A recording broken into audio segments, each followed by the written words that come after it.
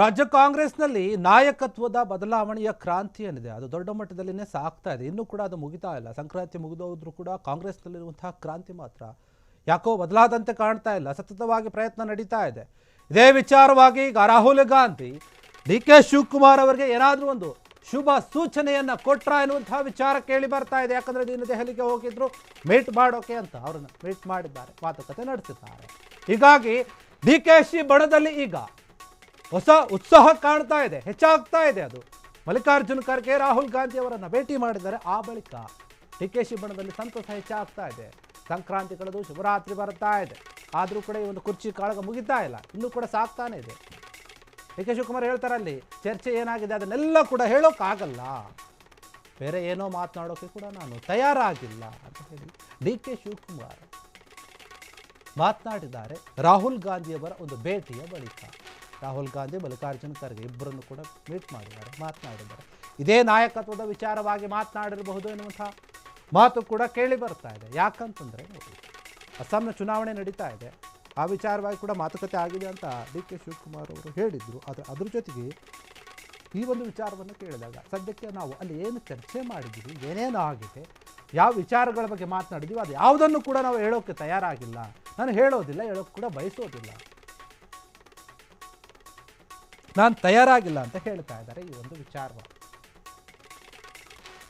ನಿಜಕ್ಕೂ ಕೂಡ ಕಾಂಗ್ರೆಸ್ನಲ್ಲಿ ಡಿ.ಕೆ. ಶಿವಕುಮಾರ್ ಅವರೇನಿದ್ದಾರೆ ಅವರು ಪ್ರತಿ ಬಾರಿಯೂ ಕೂಡ ಪ್ರಯತ್ನವನ್ನು ಪಡ್ತಾ ಇದ್ದಾರೆ, ಸಿಎಂ ಆಗಬೇಕು ಅಂತ ಹೇಳಿ.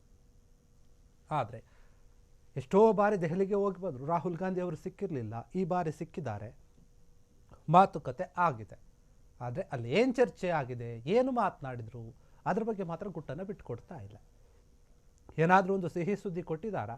ಇಲ್ಲ, ಕೆಲವೊಂದು ಏನು ಅಸ್ಸಾಂ ಚುನಾವಣೆ ಇಲ್ಲ, ಅದು ಮುಗಿಲ್ಲ, ಅದಾದ್ಮೇಲೆ ಬೇಕಾದ್ರೆ ನಿಮ್ಮದು ವಿಚಾರದ ಬಗ್ಗೆ ಮಾತನಾಡೋಣ ಅಂತ ಹೇಳಿದರು. ಅಥವಾ ಏನಾದರೂ ಸಮಯ ನಿಗದಿ ಮಾಡಿದ್ದಾರೋ, ಸಿ.ಎಂ. ಸಿದ್ದರಾಮಯ್ಯ ಅವ್ರನ್ನ ಕೆಳಗಿಳಿಸಿ ಡಿ.ಕೆ. ಶಿವಕುಮಾರ್ ಅವರನ್ನು ಸಿ.ಎಂ ಮಾಡುವಂಥ ವಿಚಾರವಾಗಿ ಏನಾದರೂ ಚರ್ಚೆ ಆಗಿದ್ರೆ, ಅದಕ್ಕೇನಾದರೂ ರಾಹುಲ್ ಗಾಂಧಿಯವರು ಚಿಂತನೆ ಮಾಡಿದರೆ ಅದು ಯಾವಾಗ ಆಗುತ್ತೆ?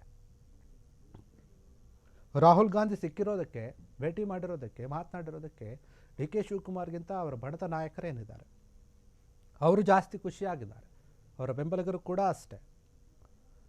ಏನೋ ಒಂದು ಸಿಹಿಯ ವಿಚಾರವನ್ನೇ ತರ್ತಾರೆ ಡಿ.ಕೆ. ಶಿವಕುಮಾರ್ ಅವರು ರಾಜ್ಯಕ್ಕೆ ಅಂತ ಹೇಳಿ ಅವರು ಎಕ್ಸ್ಪೆಕ್ಟ್ ಮಾಡ್ತಾ ಇದ್ದಾರೆ, ಖುಷಿ ಪಡ್ತಾ ಇದ್ದಾರೆ. ಒಂದು ಹೊಸ ಉತ್ಸಾಹವನ್ನು ಕಾಣೋಕ್ಕೆ ಸಿಗ್ತಾ ಇದೆ ಡಿ.ಕೆ. ಶಿವಕುಮಾರ್ ಬಣದಲ್ಲಿ. ಇಷ್ಟು ದಿನ ಅವರು ಮಂಕ ಆಗಿದ್ರು.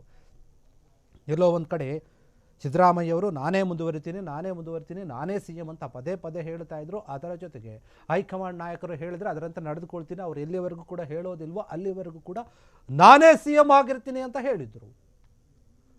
ಇದೆಲ್ಲವನ್ನು ನೋಡಿದಾಗ ಡಿ.ಕೆ. ಶಿವಕುಮಾರ್ ಬಣದ ನಾಯಕರಿಗೆ ಎಲ್ಲೋ ಒಂದು ಕಡೆ ಬೇಜಾರಾಗ್ತಾ ಇತ್ತು.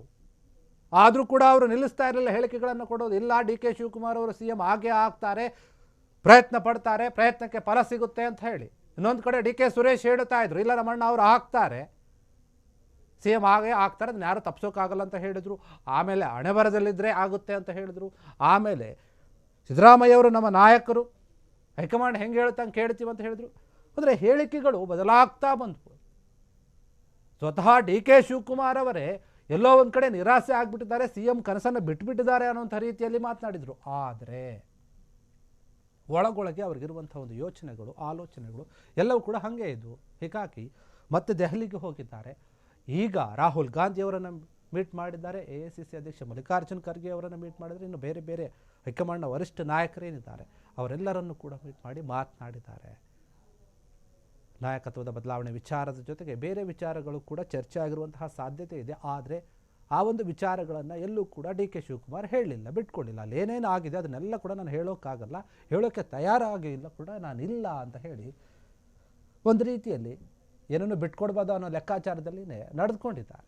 ಹೀಗಾಗಿ ರಾಜ್ಯಕ್ಕೆ ಬಂದು ಅವರಿಗೆ ಆಪ್ತರಾಗಿರುವಂತಹ ಕೆಲ ನಾಯಕರಿಗೆ ಏನಾದರೂ ವಿಚಾರವನ್ನು ತಿಳಿಸ್ತಾರೆ ಅಂತ ಈಗ ಗುಸುಗುಸು ಮಾತುಗಳು ನಡೀತಾ ಇದೆ ಕಾಂಗ್ರೆಸ್ನ ಒಂದು ಪಾಳ್ಯದಲ್ಲಿ. ಡಿ.ಕೆ. ಶಿವಕುಮಾರ್ ಅವರ ಒಂದು ಪ್ರಯತ್ನಕ್ಕೆ ಫಲ ಸಿಗುತ್ತಾ? ರಾಹುಲ್ ಗಾಂಧಿಯವರು ಡಿ.ಕೆ. ಶಿವಕುಮಾರ್ ಅವರ ಒಂದು ಪ್ರಯತ್ನಕ್ಕೆ ಒಲಿತಾರಾ? ಗೊತ್ತಿಲ್ಲ, ಕಾದು ನೋಡಬೇಕು ಈ ಒಂದು ವಿಚಾರವಾಗಿ ಏನಾಗುತ್ತೆ, ಏನು ಬದಲಾವಣೆಗಳಾಗುತ್ತೆ ಅಂತ.